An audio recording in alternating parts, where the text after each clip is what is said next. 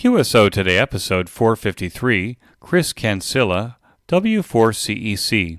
This episode of QSO Today is listener-sponsored. Only you can keep the QSO Today podcast coming to you every weekend since 2014. Please become a listener sponsor monthly or annually by clicking on the sponsor banner on the show notes page or at the top of the QSOtoday.com webpage. Welcome to the QSO Today podcast. I'm Eric Guth, amateur call sign 4Z1UG, where I demonstrate the diversity and relevance of the amateur radio hobby and its impact on society by interviewing ham radio operators, many of whom played vital roles in shaping our technology through the amateur radio hobby. And while many people might say, ham radio, do people still do that? This podcast demonstrates through in-depth interviews just how amazing, diverse, and dynamic the amateur radio hobby continues to be. For something completely new and different, I produced a musical event in Jerusalem this past week called The Great American Songbook Jerusalem, Voices in Harmony.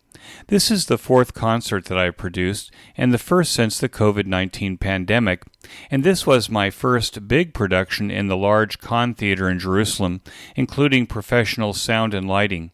We apparently broke some records at the Con, where we sold all of our 230 seats 3 days before the concert.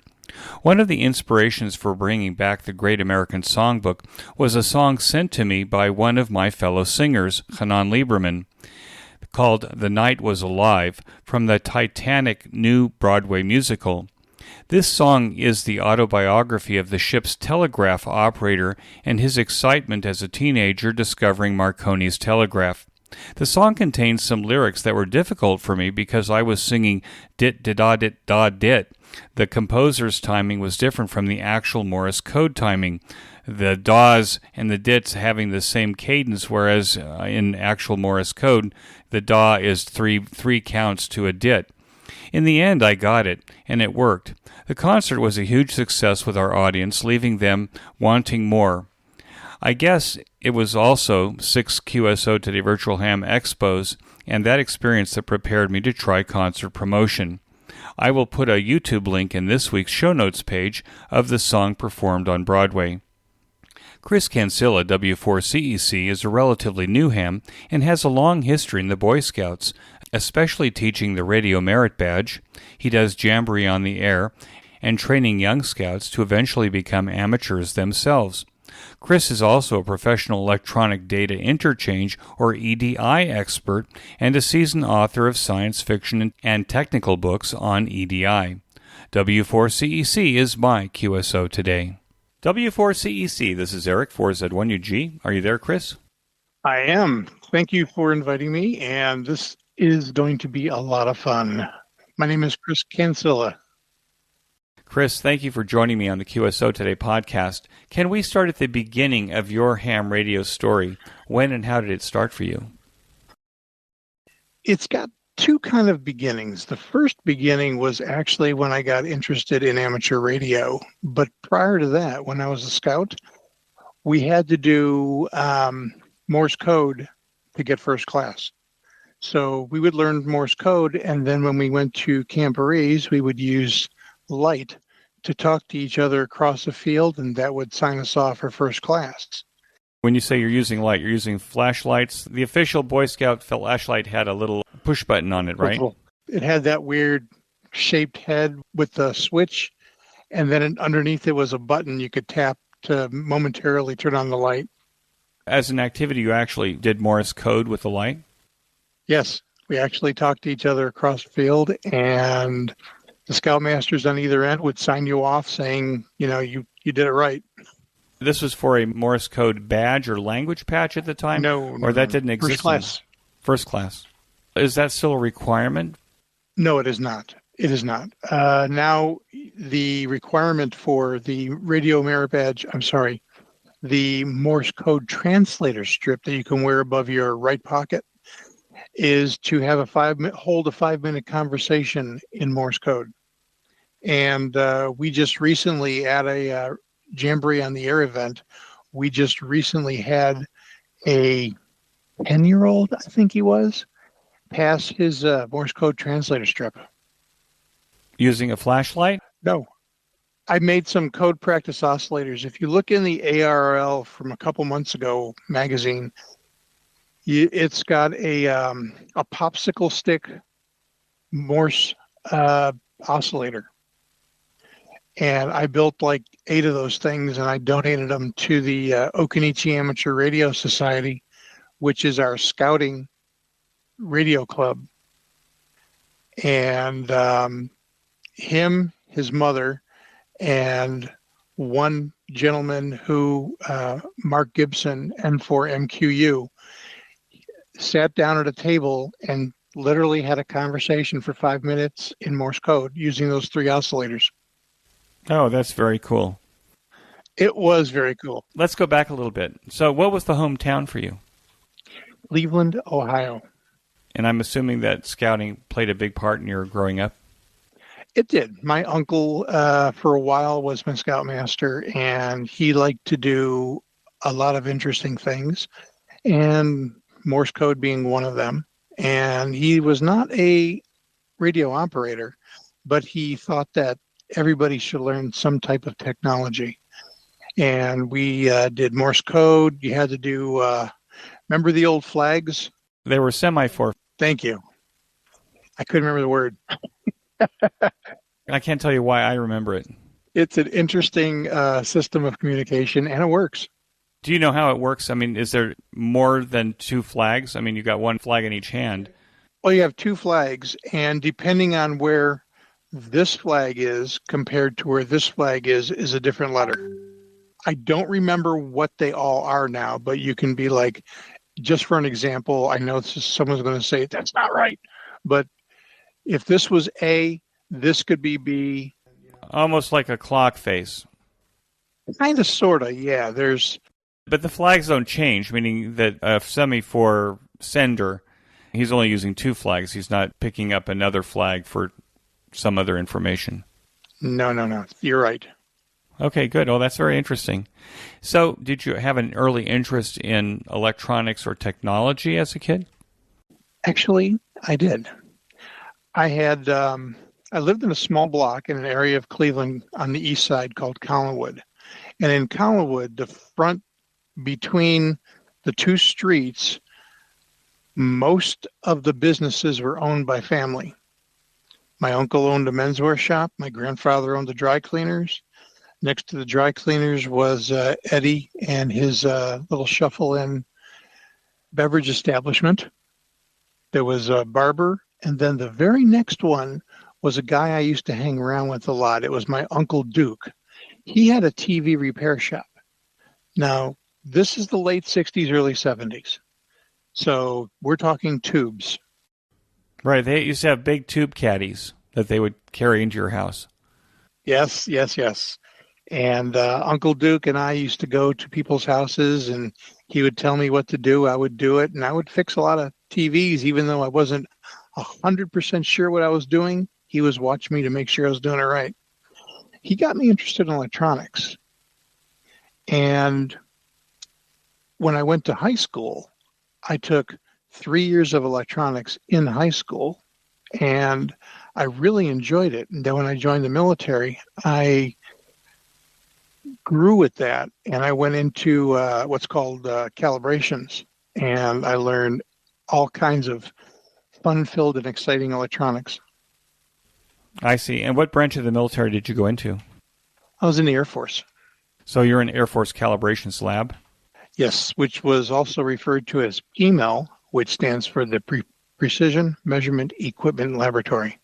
What did you do there, and did you stay on? Was it a career for you? I did it for 14 years. They had a big kind of almost a layoff, if you want to call it that, and I got out during that time and started working in different calibration facilities, and finally got a degree and worked my way into what's called EDI now, which is what I do. I'm a Electronic Data Interchange. I basically, let's call it a programmer. Well, let's go back to calibrations for a second. When you say you worked in calibration labs, would that be like test equipment calibration? Correct. And anything dealing with specifically the F-15 aircraft, I would work with a lot of other aircraft also, C-130s, C-141s, C-5s, but all of the equipment is essentially the same thing, and that equipment is specifically designed for repairing and maintaining those aircraft. So then, in order to have a viable parts stock for F-15 aircraft, then anything that would come back either brought in new or rebuilt would go through your calibrations lab to make sure that it was actually airworthy before it was put on the shelf to be used for fixing? Here's a good example. Flight control systems on an F-15. You hook up a small box and you verify that the flight control systems work. That system has specific tests that it runs in a specific order, and every 90 days that is brought into the calibration facility to verify the locations when it goes into test one, what pinouts have certain values, so that way the system knows what's what. And you had to verify it within half an ohm, or if it was voltage, it could have been like a third of a volt or a couple of microvolts for different things. You also had to verify temperatures, which was anywhere from using like different thermocouples, J and K thermocouples. You would verify that the thermocouples are actually reading correctly, or for that matter, we would hook things up to a manometer, which would tell us whether or not it is at the proper sea level, and we could modify where we are above or below sea level. So that way we could look at the gauges on the actual panel to tell us if it is actually reading correctly. And that little test box could do all of the above. So that test box had what we would call, temperature, pressure, and electronics, digital, and analog circuits all built into it. And it would take a good day sometimes to calibrate and verify or adjust when necessary the different pieces of that, and then you ran one complete test. I guess if you're flying at Mach 2, you want your instruments to be accurate, right? Well, you want your altitude to say you are at this level. You don't want to be at 0 feet when your altimeter says 5,000. That is a bad thing. That's a bad thing. There's a gravity problem there. Correct. Well, that's very interesting. And now you say that you were in the military for 14 years, and then you got into EDI. Can you explain what is EDI? EDI, imagine right now you want to buy something. So you fill out a document, and it's a purchase order. You throw it in an envelope. You send it to Bob's Widgets. Bob sees your purchase order. He goes over to the shelf, pulls 3 or 4 of them off of there, whatever you ordered, puts them in a box, and he mails them to you. Then a few days later, you get a thing in the mail that says, here's your invoice, please pay this amount. EDI is the ability to do all of the above without people actually touching it, with the exception of putting the stuff in the box and mailing it. So now let's do this again, only through EDI. You get into a computer and you look up Bob, you look up widgets, you say, I want this specific widget, you order 5 of them. You hit submit. As far as you're concerned, you just order those items. Bob receives that order within 5-6 seconds, maybe, and the order is processed on that side. A pick ticket is then sent off to the warehouse. A guy at the warehouse picks that ticket up and puts it in a box. A label is automatically printed when they scan the item. They slap the label on it. They give it to UPS. You then receive what's called an advance ship notice. So now they're saying, widgets have been picked and packed. Your tracking number is this. It's due to arrive on Tuesday. So that's kind of like Amazon's process, for example. That is correct. That's exactly what I do. I think that's certainly made purchasing anything that much easier. I've been doing this since the mid-90s. Tell us where you're located now. Are you still in the Cleveland area? I am not.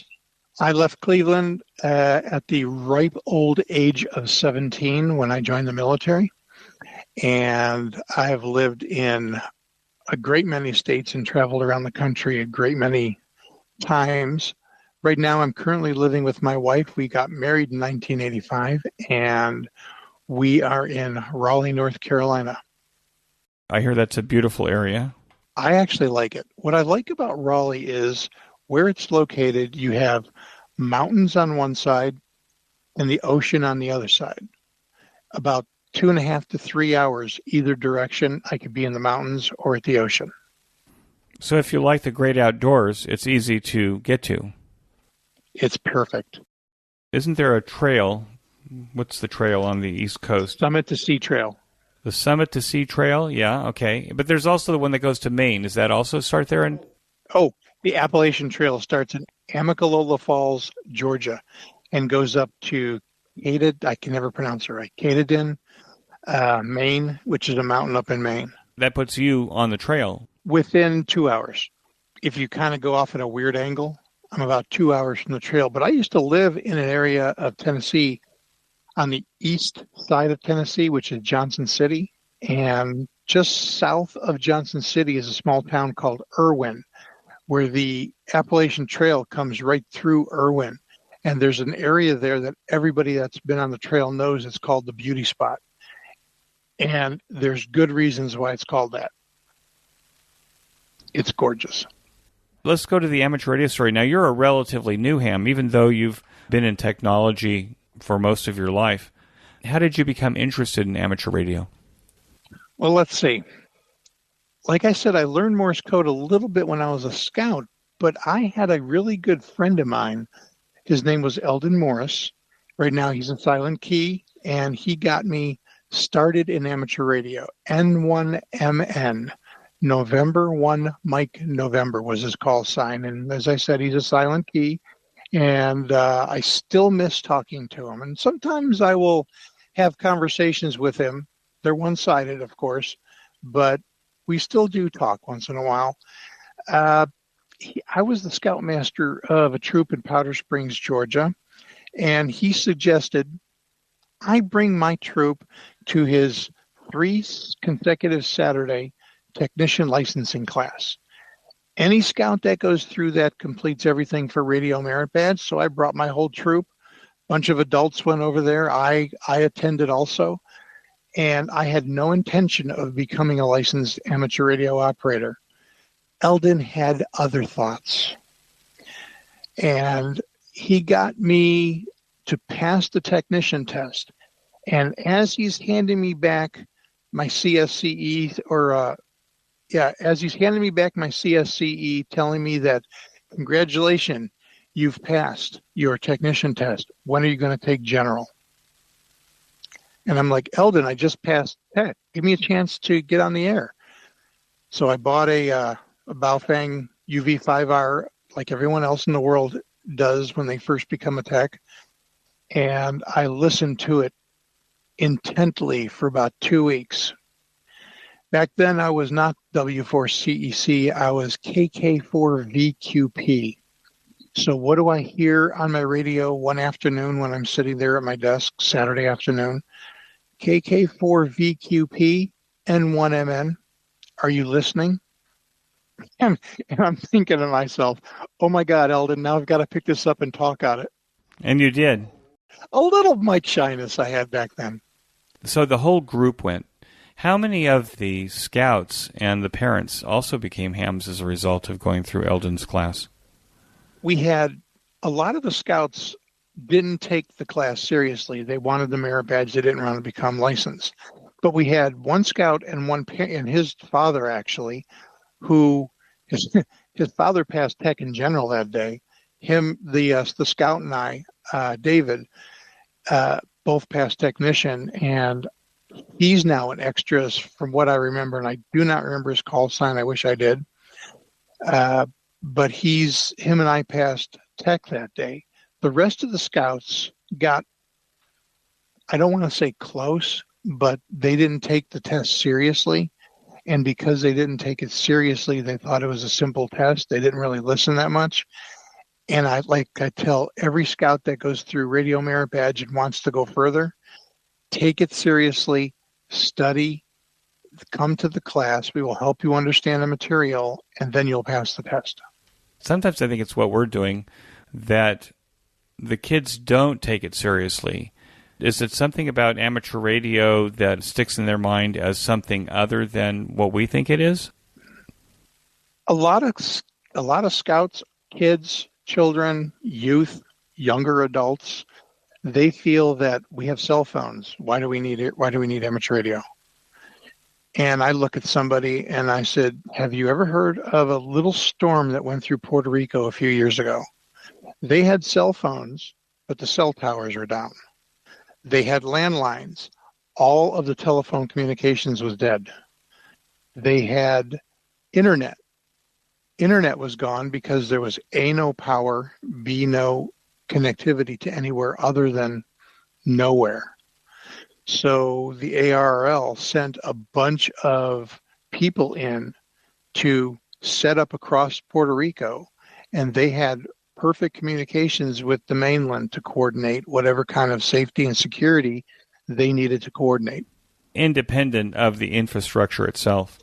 Correct. Completely independent. And how does that argument go? I mean, do they get it? I'm doing the merit badge with kids too, and maybe my kids are younger than your kids because that's kind of how it works here, but they don't realize that when they're holding their cell phones that they're actually using radios. That's true. That's very true. A lot of them do not realize that.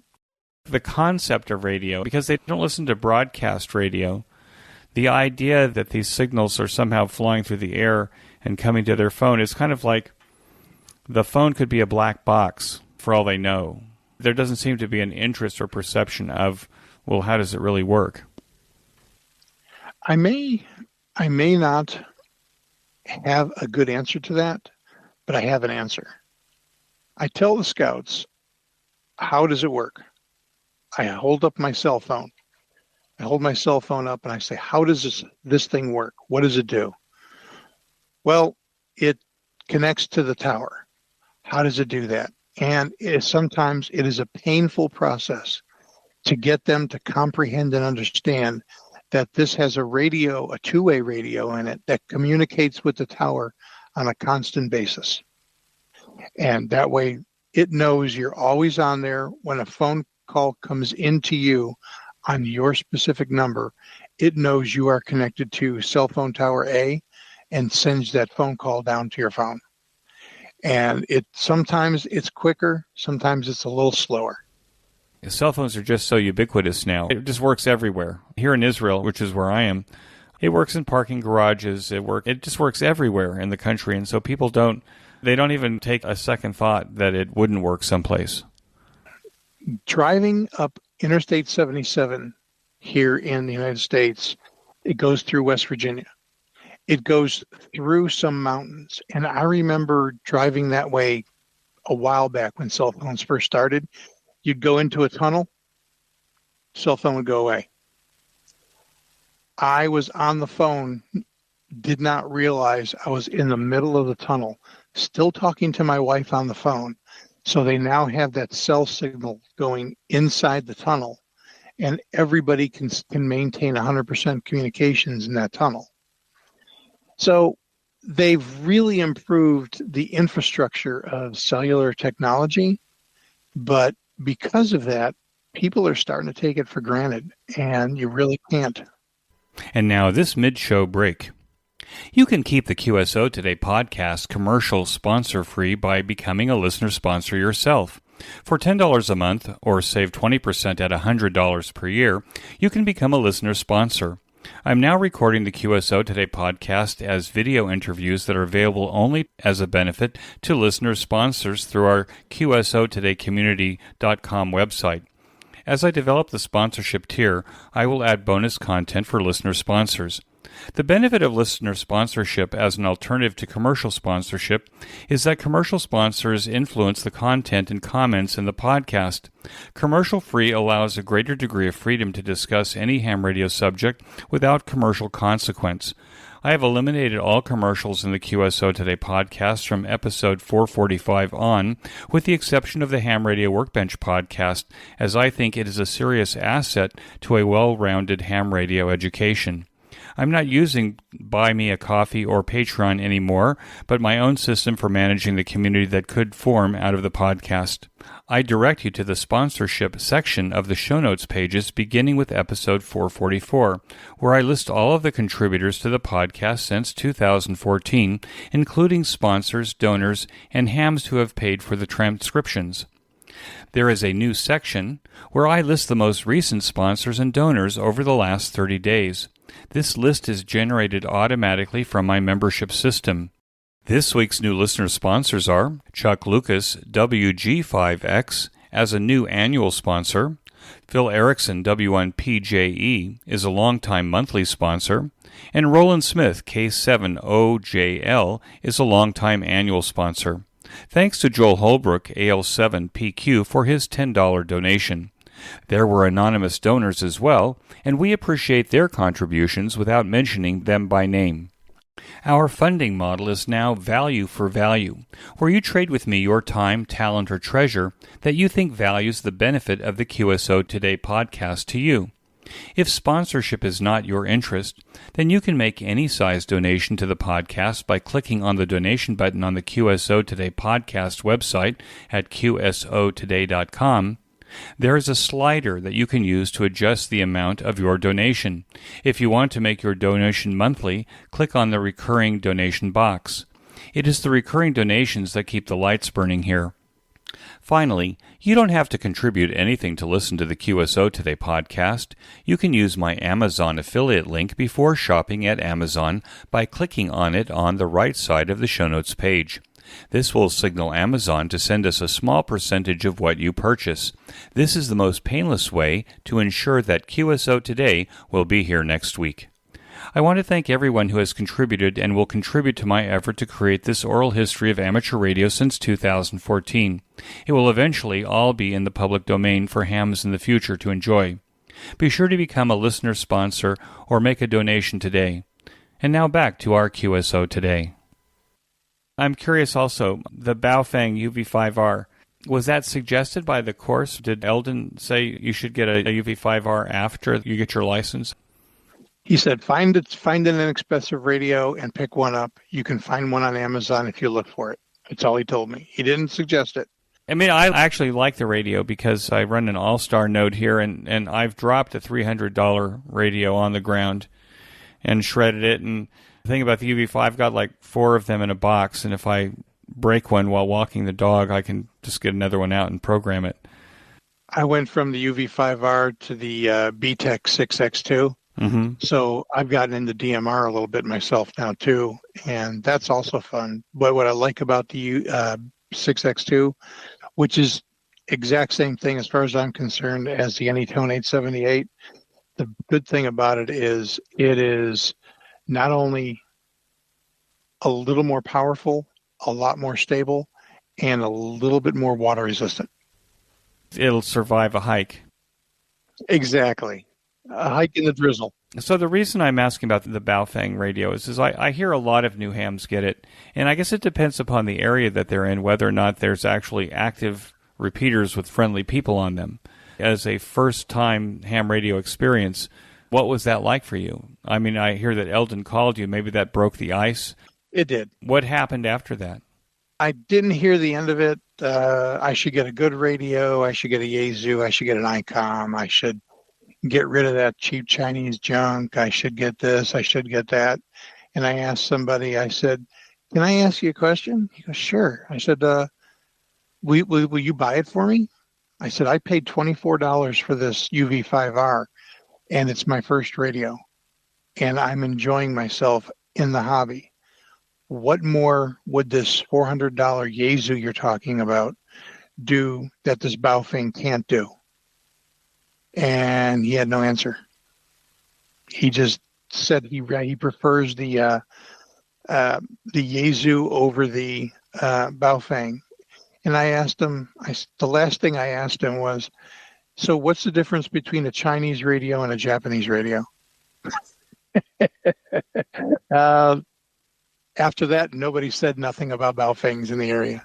And did you have an interest, or was there any kind of swaying you towards HF operation?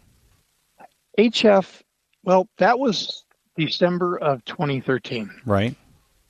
I did not get my general or get on HF in the least until August of 2018. So for 5 years, I played as a technician and I had a blast.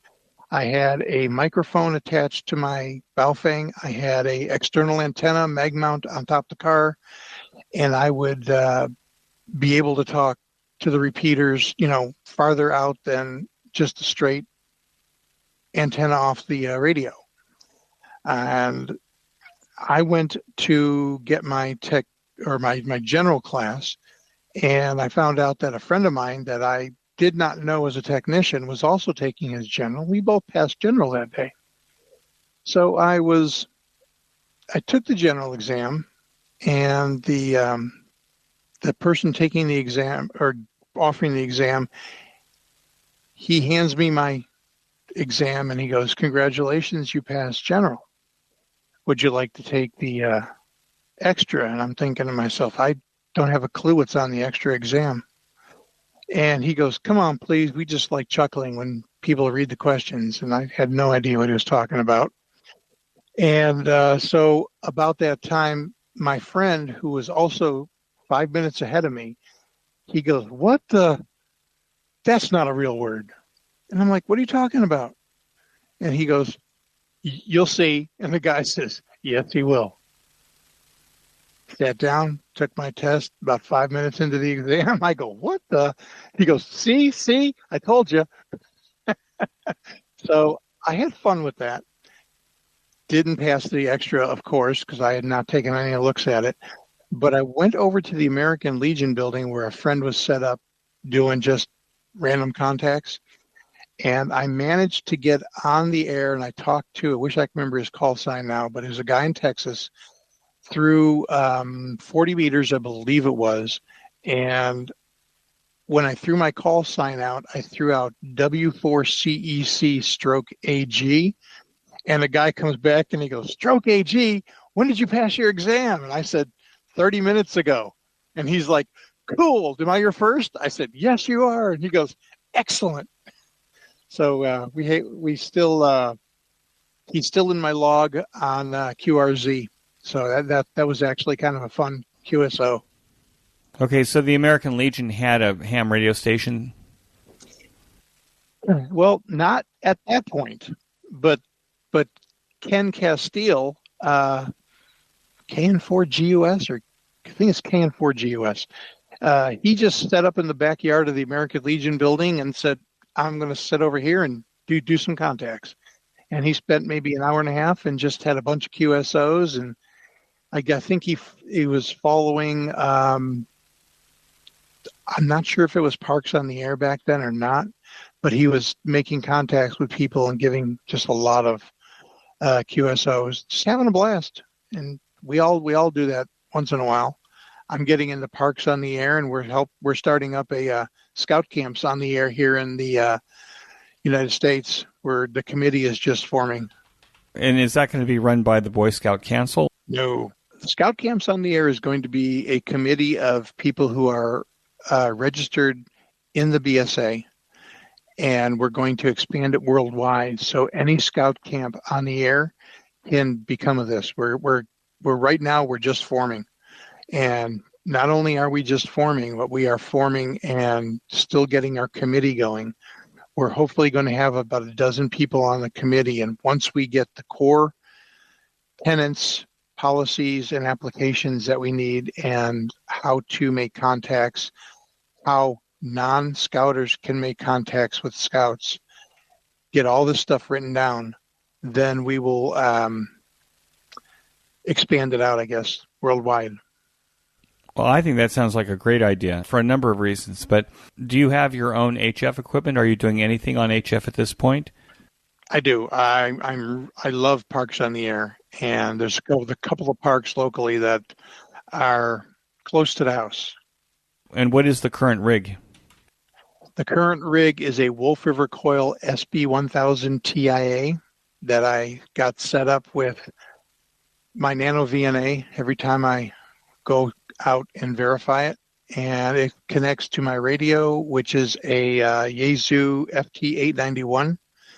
And I have a small battery that I connect it to whenever I go out. So I'm 100% emergency power. And so you use the 891 as the rig. Is it a small enough package that you hike with it, or you just drive up and set up?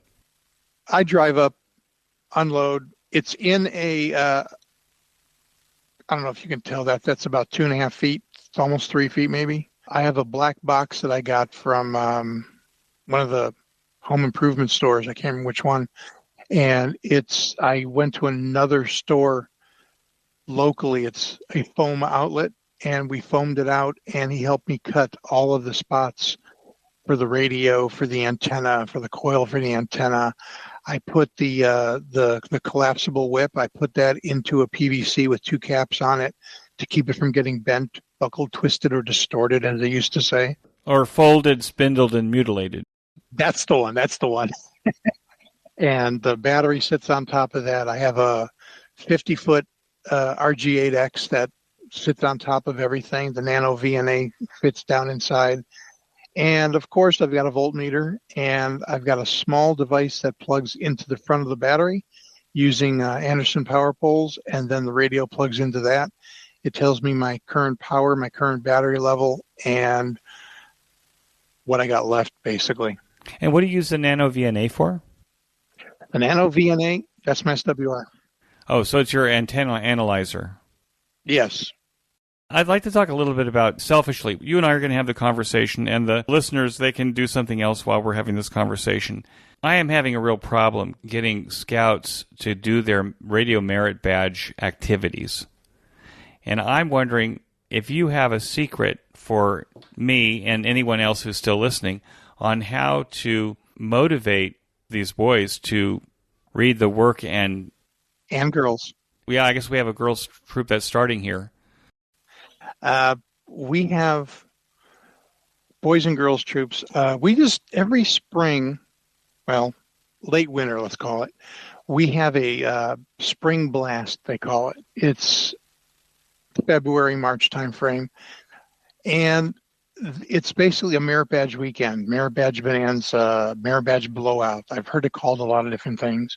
But I do the radio merit badge on Saturday and Sunday morning, and it goes for 3 to 4 hours. And what we do is about 20 to 30 scouts will come into each of those merit badges, and getting them to do something, you have to be very pointed and look at them and go, okay, I need you to do this. Here's some paper. Draw me this. Here's the worksheet that you need to fill out. Fill this out, and the faster you get it done, the faster you can leave. Oh, okay. A lot of motivation. I bet it seems to work, right? It seems to work. The last thing I do is I have a Fox, a micro Fox actually, from Bionics, and I set it up someplace outside. It puts out 15 milliwatts of signal, and it's very musical. It's hilarious. Scouts think it's great. And I turn on my radio, and I turn on my UV5R on the other side of the room, and I wait till that comes on, and they come on together. And I asked the scouts, how come one radio is not picking it up faster than the other radio? One of them's got to be closer, right?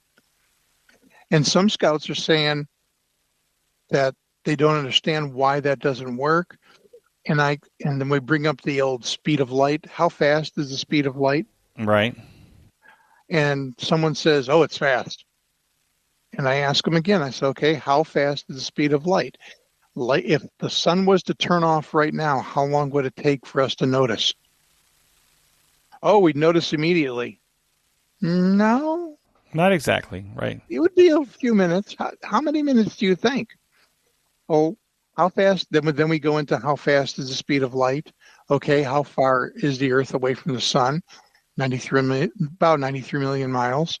Now, if you were to calculate 232 miles per second, but you're trying to figure out how many miles it is, how many seconds is that? And they'll come up with a number. Wow, that's a lot. That's so many seconds. Wait. Divide that by 60. Now we're talking minutes. Oh, about 8 minutes. There you go. And they're like, that was actually kind of fun. And that's kind of the early parts of the merit badge I start. And then I bring out my tape measure Yagi antenna, and I start scanning the area, and I'm like, oh, look, the signal is coming from that area. See how it gets louder as I point toward it? And I tell one of the scouts to go open that door, and I say, you see that yellow and white thing hanging in that tree way out there? That's what's actually sending the signal. They're like, you're kidding. I'm like, well, I'm pointing right at it. And they finally start to figure out that this hobby can be a lot of fun. And have you ever heard of a slot cube antenna? A cube antenna? I think I saw an article. Was that John Portune W6NBC's? I think so. Yeah. I built one, and I bring it into the class, and I set it up on a tripod, and they're like, well, what is that? That's an antenna. And I said, no, that's made of water pipes. I'm like, yes, but it's also an antenna. And I hook my radio up to it, and I talk to the local repeater, and they're like, you're using water pipes as an antenna? I said, you can use whatever you want. You can use a piece of wire. You can use a lot of different things. You can even use the gutters in your house as an antenna to talk worldwide. And then you see them all go from sitting like this to like, really? That's kind of cool. I think that antenna came from a further idea that John had where he cut a slot in a satellite TV dish, a horizontal slot in his satellite TV dish, and then fed it as a slot antenna, right? Yes. But a horizontal slot or slit in your TV dish makes a vertically polarized 2-meter antenna. And if you follow the QSO Today Virtual Ham Expo, which happens to be something I'm also involved in, I have his videos where he actually kind of starts this idea, and he kind of figures out, well, you could make an HF antenna that's a slot antenna. And in fact, you could make a horizontally polarized slot antenna that's vertical in space. So if you're on a narrow lot or something like that, then you get the same benefit. That sounds fascinating, and it sounds to me like you're making it relevant to them based on things that they have a perception that obviously a copper water pipe is for water, not for radio, but that you can actually use it for radio. Exactly. If it's cut to size, to the right size.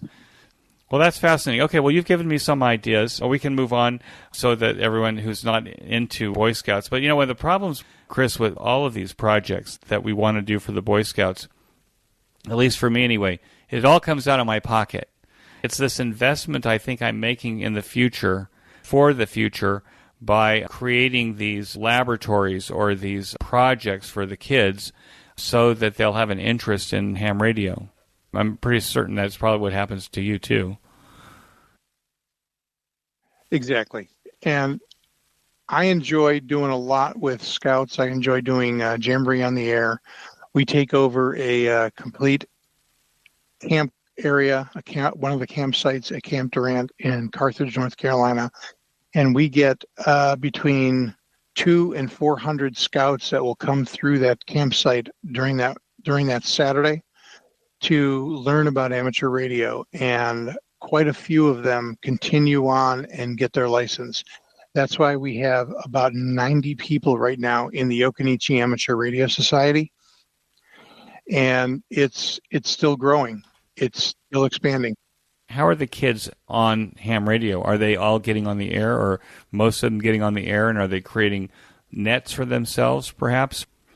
Not so much nets. I do know that there's a couple of scouts who run some nets, but they're not in our area. They're in Louisiana area.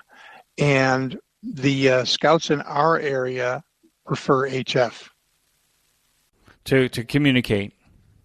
To communicate. And they love that little tiny piece of 10 meter as technicians, and it really whets their appetite and makes them want to get general. That's a perfect spot. And when they come out to Jamboree on the Air as technicians, they realize very quickly that you can do a whole lot more as a general than you can as a technician. And to that end, on Sunday afternoon at 2 o'clock for Jamboree on the Air weekend, I will facilitate a FCC exam free for all. There's no cost. It's through the Laurel VEC. And we give the exams to people. We have several people who are extras who come out, and they're my VEs. And we run our team. We give our exams. We send the information to the FCC, and everybody gets their license or their upgrade as they see fit, as they need.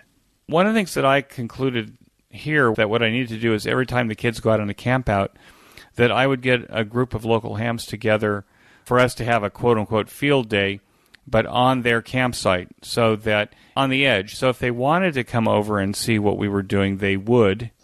But otherwise, we're playing radio like we would anyway. It gives us a different place because wherever the scouts are camping, that's where we'll be. We don't want to force it on the kids, but we kind of want to be available if they want to come out and see what we're doing. I saw that you're doing that as well. How is that working out for you? I will go out and do Parks on the Air a lot. And I invite any scouts, any scouters to come out, bring their scouts with them, bring their Cub Scouts, Boy Scouts, males, females, bring everybody with you. Come out and let's play radio. And I call it Let's Play Radio.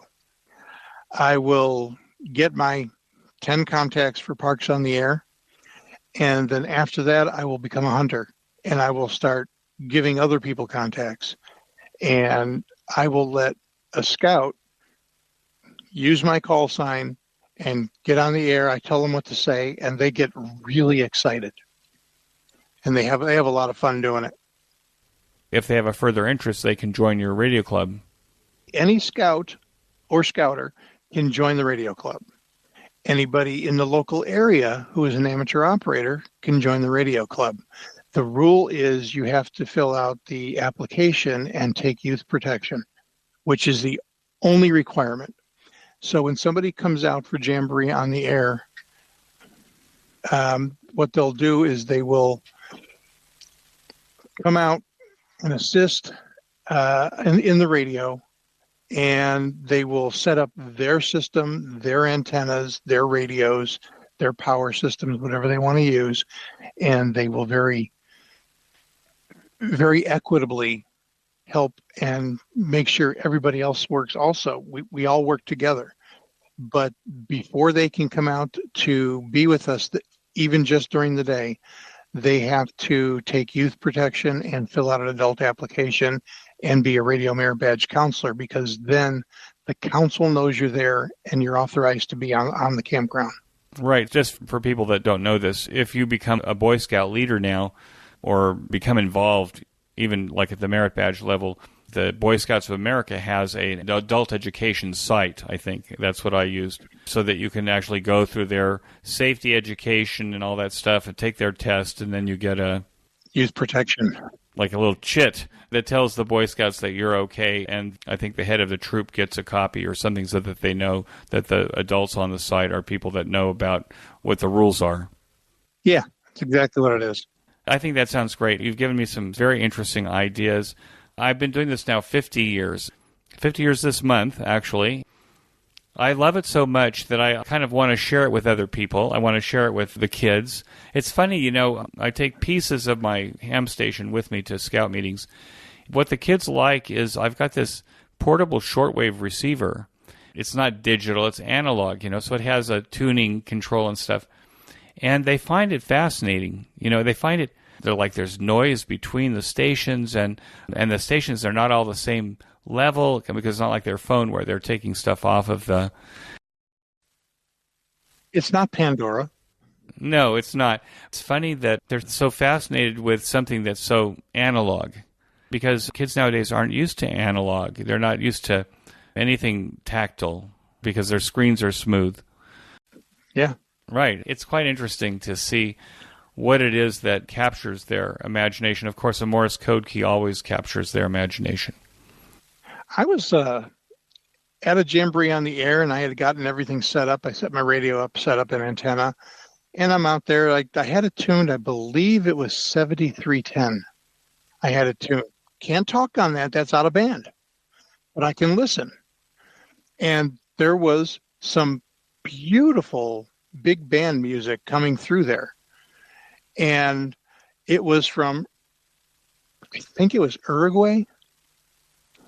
But they were playing, that's their standard music channel, and they were playing it, and they were playing big band music. People come walking in. Oh, what are you listening to? I said, oh, some Uruguay. They go, wait a minute, what? And then I would explain how radio works, and the scouts and the adults that didn't know were like, that's pretty cool. The 3 scouts that were there and the 4 adults that showed up and heard that speech are now licensed operators, all of them. Maybe it doesn't take a lot to capture an imagination. It's just taking them into a place they haven't been before. Exactly. Right. What makes amateur radio unique is the fact that it requires nothing. Yes, that's absolutely true. And of course, anybody that knows like QRP Labs or any of the kit building companies or the kit building clubs. The little 20, 40 meter keyers. Right. You get on the air for under $100 and talk the world, especially if you know either the digital modes or CW. So it's really, the barrier to entry has really come down in terms of being able to be successful on the air with ham radio gear. Just let me go back to the American Legion. I thought the American Legion, in order to belong to it, you had to be a former military. Correct. But I noticed that you're a member of the American Legion Amateur Radio Club, and I didn't know that there was an American Legion Amateur Radio Club. Is it like a national club that has chapters across the country? It used to be a nationally sanctioned club, but for some reason they have seen to remove that and put it back into the departments. There's national departments and then posts. The departments are actually like states. So North Carolina would be the Department of North Carolina, and they would actually be the people who sponsor and govern the American Legion Amateur Radio Club, or TALARC, as we refer to it. And what we would want to do with it would be up to them or a committee from them. So right now, I started a chapter at our local post in Wake Forest, which is 187, and we are just TALARC Post 187, Wake Forest, North Carolina. And we have probably, I want to say 6 good members and about 4 others who show up. And we all have fun. And a lot of the people who are in TALARC are also in Franklin County Amateur Radio Club, Raleigh Amateur Radio Society, Johnson Amateur Radio Society, and yes, Okanichi Amateur Radio Society. So we share a lot of that information. So all of those groups get together and help a group who's just starting out. And not only but just starting out, but those groups get together and say, we are going to be putting up an antenna and a radio at the American Legion. People from the Franklin County Amateur Radio Club are going to come out, help us install the radio, put the cabling where it needs to go. We're going to put a end-fed half-wave antenna across the apex of the roof. Once it goes across the apex of the roof, then we're going to verify SWR on 80 to 10 or wherever it can be. And we're going to make sure that everything works so that way we hope to be resident 80 to 10 on that end-fed half-wave. We're also going to have a 2 meter, 70 centimeter dual band in there that I'm going to donate to them. And they're also going to be hopefully a 6 meter that someone's going to have an antenna and a radio for. And once we get all that in there, then we're going to bring this up to the Franklin and Wake County emergency services, saying you now have a communications point in between those two locations, the American Legion, that you can do whatever you want to do with. You can use it as a drop-off pickup point. You can use it as a drop-off pickup point for water, for food in the event of a natural disaster, or whatever you feel it might be. It could be a great place for volunteers to come and meet, because we have full communications with both Wake County and with Franklin County. I want to take a minute to tell you about my favorite podcast, the Ham Radio Workbench Podcast, with George, KJ6VU, and now joined by Rod, VA3ON, Mike, VA3MW, Mark, N6MTS, and Vince, VE6LK. Every 2 weeks, George and company offer up a status report on the many amateur radio projects on their workbenches and explore projects on their guests' workbenches. This group is project active and prolific, covering many technical areas of amateur radio. So the next time you want a deep dive into ham radio electronic project building, or to learn about technology, tools, test equipment, construction techniques, and the rest, listen to the Ham Radio Workbench podcast, available on every podcast player and channel. Use the link in this week's show notes page to get to the Ham Radio Workbench podcast directly. And now back to my QSO. Let's talk a little bit about, you're a book author. Yep. I guess if you write only one book, you're still called a book author, but you have more than one book. Yeah. So explain what you're holding up there. Basically, this is a brand new card that I've just received in the mail, and this is a QR code that goes directly to my website, authorcancilla.com, and the back of the card looks like that. For your reading, entertainment, and education. I'm going to put links to your websites on the show notes page for this episode so that people can find you. How did you become a book author? And I think what your favorite genre is science fiction. So how did you become a science fiction author? Years ago, I was in the military. And in the military, I wanted to take college classes. And the first college class I sat in was called creative writing. The professor was an absolute nut job. At least that's what I tell her to her face. She looked at everybody on day one of class and says, the state requirement is that you write 5,000 words by hand in class during the course of this class. So she looked at this person and said, you need to write about a picnic. You need to write about this. She looked at me and she goes, you look different. You need to write about a secret facility in a lake. And I went, what? She goes, that's it. You need to write about a secret facility in a lake. And I'm like, okay. So I started writing about a secret time travel group that was buried underwater in Lake Michigan. And she's like, it was just one page is all we had to write. So I wrote the one page. It was like 5 or 6 paragraphs, a brief explanation of what it was. She got it back. I got an A+, and I'm like, whoo. And she says, now everybody expand it to 3 pages. And you need to write one of the pages in class and one you could do at home. Okay, so I expanded it to 3 pages. Actually, I expanded it to 4 pages because I couldn't make what I wanted to say fit on 3. And she looked at me and she goes, overachiever.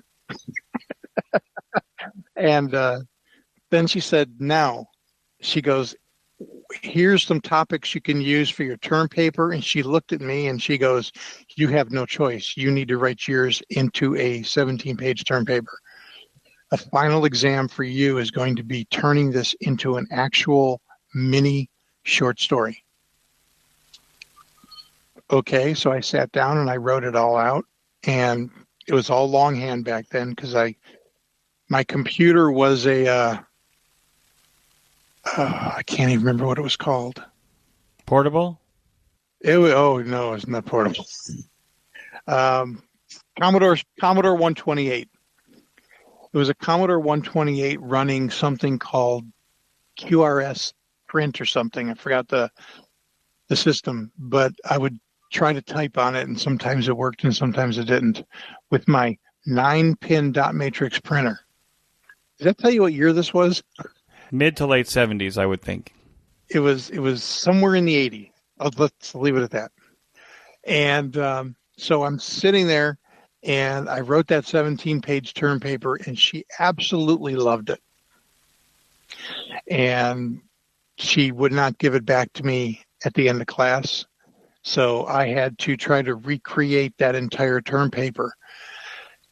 Fast forward a bunch of years. I finished the military. I got out of the military, and I found my notes from that 17-page term paper in creative writing, time travel organization hidden in a lake. And I started thinking about it, and I actually sat down on my new computer, which was a IBM 8088 processor and XT version, and I typed out on Microsoft Word, the original one, the story, which came out to about 50,000 words. I published it through a publisher that cost me a lot of money and sold one copy.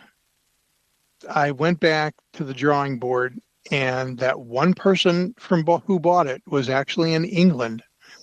She sent me an email because my email address was in the book. She sent me a question. She goes, I would love to know more about where these people came from. And I'm like, well, I've got all that in my head, but I cannot stand writing prequels. So what I did was I wrote book one called Education, or the Archives Education. And then I wrote book one in 30 days, a 100,000 word book. I wrote that thing in a month, and I published it myself through, back then it was called Create Space, now it's Kindle. And I sold a bunch of copies of that, and everybody loved it. Then I wrote book two, and then that original book I wrote way back a few years earlier that I only sold one copy of, I rewrote it and made it book three. And then I wrote book four, book five, book six. All being sold as print on demand, or? Yes, all being sold as print on demand. I really enjoy writing. I've got about 30 published books right now. 5 of them are EDI related. So if anybody wants to learn more about EDI, those books are not that expensive. And I've had people tell me that because of reading those 5 books, they were able to get a job in an EDI department and double their pay from whatever they were doing prior. Can you make a living as a self-published author? If you have the money to spend on marketing, which I don't.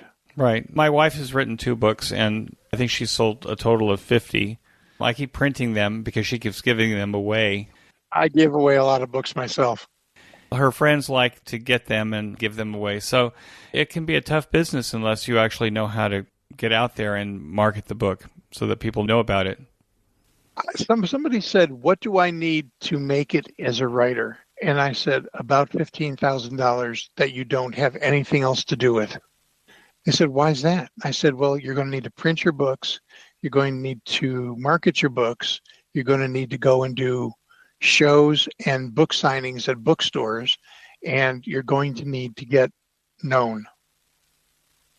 A traditional publisher will not touch you if you don't have an agent.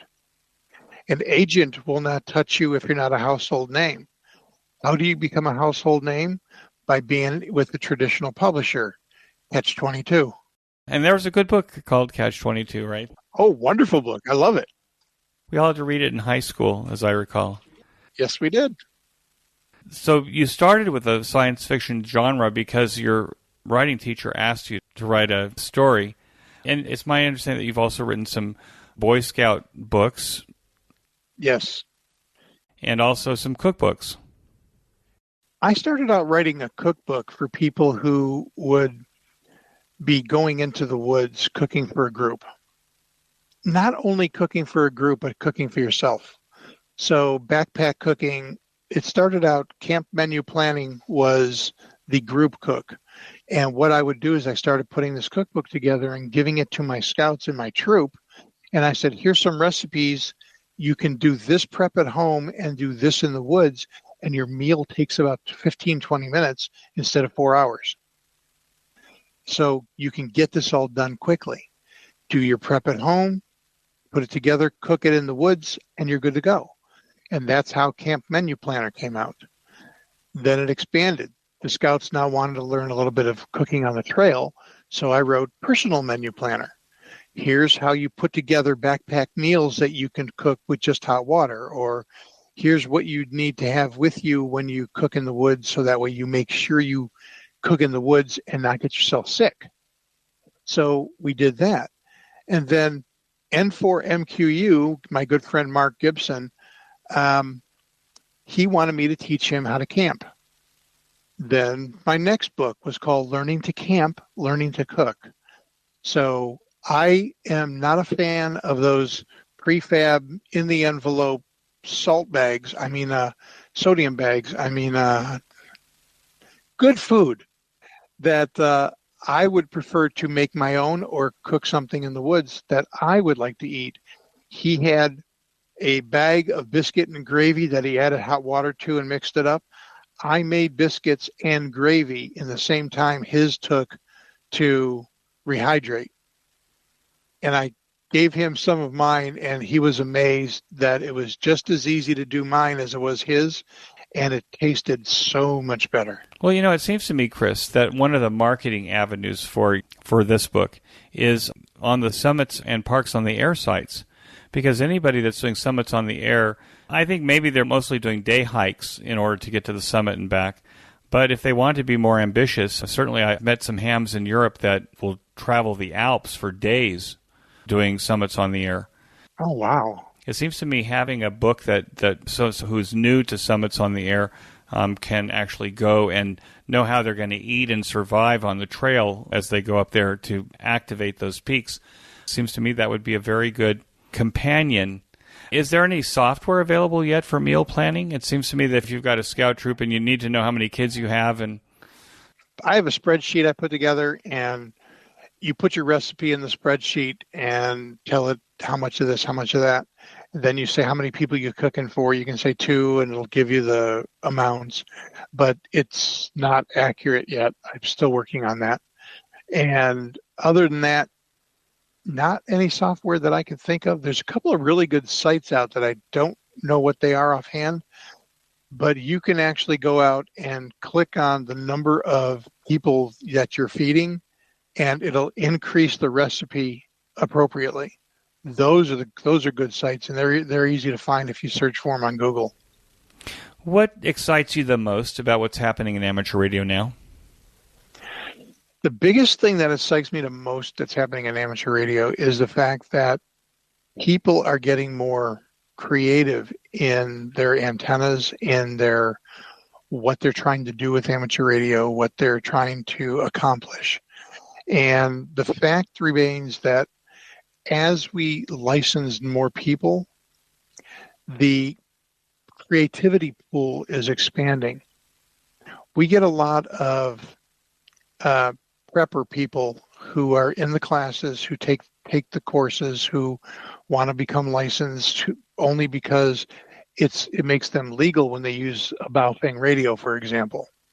And they didn't understand at first that you have to be licensed. Even though it comes pre-programmed with certain frequencies, you can't use those and we went through a big dissertation with that, and a lot of them became licensed, and a lot of them now are on my VE team, and they understand a lot more about amateur radio and how it works and why it's there. It's emergency services, period. It's how to look at it, and that's how they're looking at it. And when it comes to that, a lot of those cookbooks and learning to camp, and then learning the backpack books that I got, those books are real popular with them, and I sell it to them very cheap. And they love those books, and they go out and practice in the woods and have communications because they're all licensed now. I went to your LinkedIn page, and you have 13,000 LinkedIn followers. You should be able to sell more than one book to 13,000 LinkedIn followers, don't you think? Actually, Right now, on an average, I'm selling between 20 and 50 books a month. Oh, okay, good.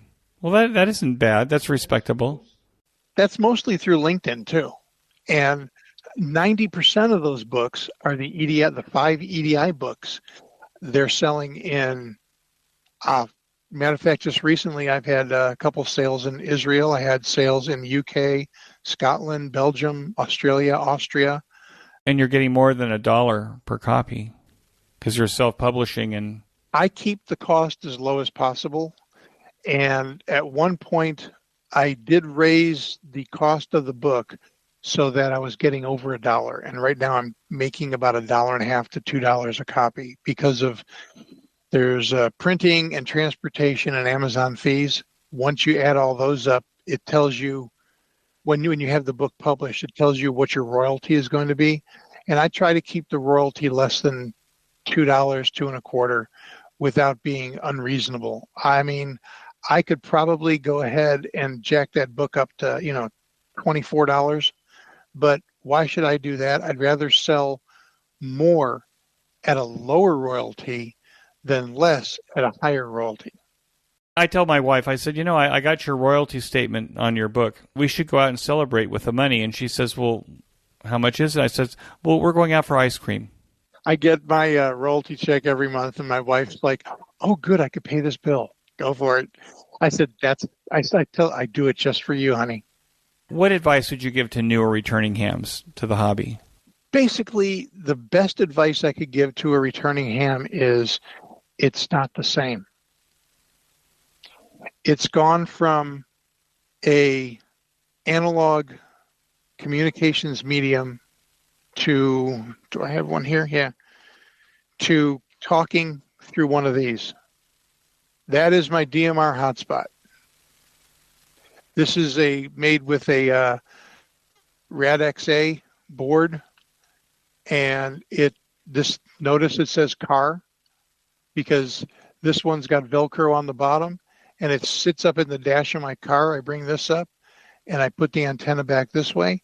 It attaches to this little your cell phone Wi-Fi. Cell phone charger that is 100% solar rechargeable, and it just sits up in the dash. And as long as my hotspot on my phone is turned on, connected to this, that's all it needs. I get perfect connection, and then I can talk to anybody when I'm traveling on I-77, going up to Ohio to visit family. I can talk to them on this radio. But then you're using that $1 trillion of fragile infrastructure to operate the DMR. So that's true. I would be lying if I didn't say I do something similar, because there are parts of Israel that doesn't have radio coverage.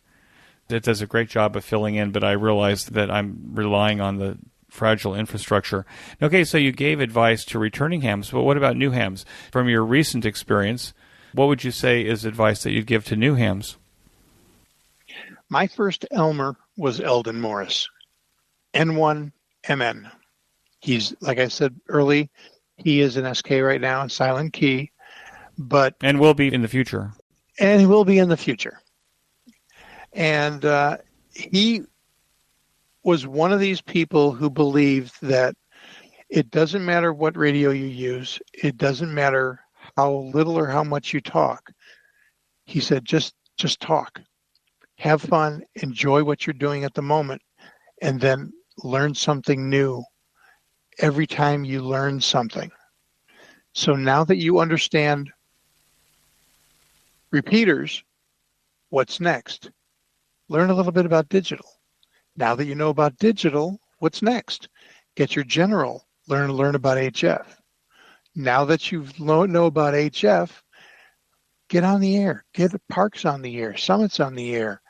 Do whatever you want to do. Just find your niche. Some people's niche, like he said, are building antennas. He loved to build antennas. He built me a J-pole antenna and brought it over to the house. And I'm like, wow, where'd you get this? He goes, oh, I threw that together for you yesterday. And I'm like, oh, okay, cool. Thanks, Eldon. So we hooked that up. He made it out of water pipe? Yes, he did. I find that so interesting that that's such a popular antenna for a unity gain antenna. It doesn't have any gain. It even has a notch on the back side. So it's kind of like we used to make quarter wave ground planes using an SO239 connector turned upside down with the wires hanging off of the, Still have a few of those. I think that's tremendous advice. I'm sorry that I didn't interview Eldon before he passed on. It would have been an interesting experience, I'm sure. Having mentors in ham radio is absolutely essential to going to the next level. The last thing I want to say regarding Eldon was he was a scouter, amateur radio operator, a VE team lead. So everything I am doing is because of him. He showed me that teach scouts, get them interested in the hobby, they become operators, get them moving, and then eventually they will become Elmers. He said, you be an Elmer to anybody who asks you. Teach them correctly, don't blow them off. And that's the best advice that I could give to anybody who's currently in the hobby where somebody new or somebody returning comes up to you. Answer their questions, help them out, teach them, and let them strive on their own.